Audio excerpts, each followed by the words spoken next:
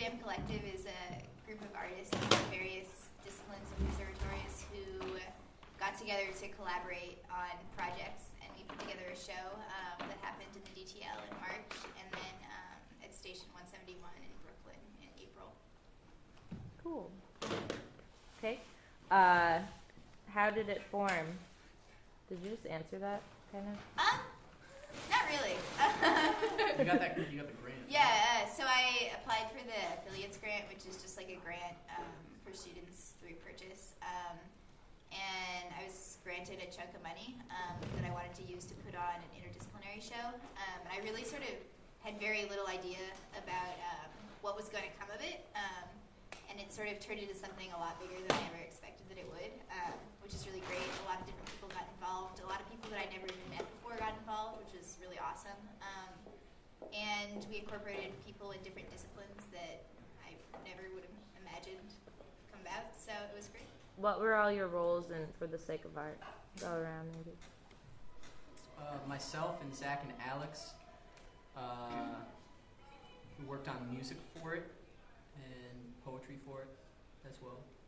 Performance of the poetry excerpts, and the rest of these people choreographed and danced in the pieces. But there were also filmographers, visual artists, all manner of people involved in the show. Cool. What's with the name? This is mine. Okay. We used to have a shot glass in our apartment, which depicted the Hoover Dam, which was either stolen, broken, or has mysteriously disappeared into the corners of the apartment. And every time we took a shot to our group of friends, we would toast the Hoover Dam. And so it became the name of our apartment, which is where we held all of our meetings. So when it was time to come up with a name for ourselves, we sort of decided on the Hoover Dam Collective. Other names included the Purple Velvet Pants Sisterhood or something. No, The Velvet Pants Collective. first of all, it's galore. Second of all, they were red. So that's why it was called the Hoover Dam. Because the other name was too cool. Yeah, I couldn't handle it. It's essentially our apartment name, and we would meet there like every other Wednesday. With brownies involved. With brownies. Or What kind of Krusty's brownies? Lemon bars.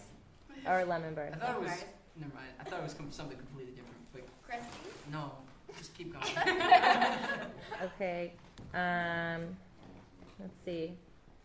What does your group bring to our campus that is unique, and why do you guys feel like you stand out at our school as a group? There's so many amazing people at this school, and I feel like what we did this year was to bring them all together, because all the different conservatories are so isolated, and if everyone kind of just stays on the path that they're given, then there's no real room for interaction. But we kind of had to take it into our own hands. Like I play drums for modern dance classes, and I'm just continually inspired by doing that. And like having dancers, moving when I'm playing is just such an amazing experience. So taking that into a performance setting was something I really wanted to do, and having it come true was a huge success, and I was very gratified. Yeah, I feel like we're really the only group that's dedicated to sort of intermingling among conservatories and interacting. Like I've worked with musicians before, and it's been a really great experience. And so I sort of wanted more of that to go on, and I think that a lot of people benefit from collaborating with people in different disciplines. So. Cool. If you had a mission, what would be involved in that mission statement? I know you probably don't have one written out because you're not that nerdy, but. I mean, I think it'd be cool to eventually get one written out, like, because I'm that nerdy. I feel like the main aspects would be collaboration between disciplines, enjoying ourselves and having a good time as part of it, exploring places where we wouldn't normally explore, like in other disciplines, for example. Like we had this really great animation that was made from dance, and it was done by some people who were in the film conservatory, and that was something that I thought was really cool, and I would have never thought of. So just sort of like exploring new ground in collaboration. And I think that like a lot of art that's being made right now is in the spirit of collaboration, and it's important to extend the reaches of art that's being made into like multimedia sort of areas.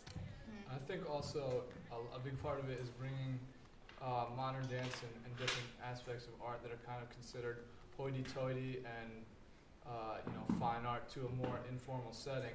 Like this Brooklyn show we did was in a warehouse space. Everyone was hanging out, drinking, having a good time, and it was a great experience. And a big part of that too is the idea of in all those different disciplines, kind of like elucidating like parallels between them. Like I can remember being at the first modern dance concert I had ever seen at Purchase, and just being taken aback by all of the conceptual parallels in modern dance as they related to jazz, which is one major. And I mean, on a personal level, that was a source of inspiration in terms of working with this group on the project that we just completed. I think also not just with us, but with our audiences, like we have a lot of friends that have only ever really been interested in dance that came to see the show, and they got to see a lot of film and music and visual art and stuff that, visual artists came and they weren't expecting to see so many different kinds of art, but because of that we're opening new ideas to different people that wouldn't necessarily go to see those shows. Yeah, just like making what we do a lot more accessible. Like Alex was saying, like the Brooklyn show, a bunch of people came out that would usually just come to this venue to see like a concert, and they got to see like a concert in collaboration with modern dance, and I think everyone was really sort of blown away by it, and they just like, people that hadn't seen dance before saw how that it could take their interest and like relate to them. So I think that's sort of, I feel like that should be the direction in which dance is going, rather than sort of saying this like concert, like audience is really separate from dance, sort of bringing it closer and more intimate. Cool. Very nice. What future projects are you guys currently cooking up? We're hoping to do the show that we did in the DTL in Brooklyn at a couple of different venues. Sort of maybe like an altered version of it. I know a bunch of us are graduating and want to continue like choreographing or making music, playing music and dancing and just making work. And so I think this is a really great opportunity to do so.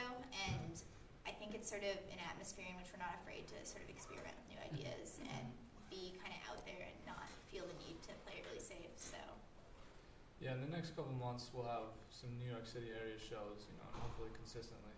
So check out the Facebook page, and we'll get you. Do you guys have a Twitter yet? Oh God, I have a Twitter. Zach has a Twitter. You guys know that Hoover Dam At Spencer Collective? _Murphy. Not yet. I have It's it. I have in the a works. It's in the works. Who acts as your administrator? Is it a collective? I think it's Pretty much Theo. Theo. Okay. yeah. So you do like you did the booking of the Brooklyn She show. started it. No, that was me. Yeah, I mean, Okay. Alex knew the guy who had the venue, so, I mean, yeah, we've sort of been talking about, like, booking and stuff like that. I mean, a lot of the, it is a collective. However, a lot of the legwork has been done by these two people, especially. Cool. Excellent. Yeah. Okay, can you turn it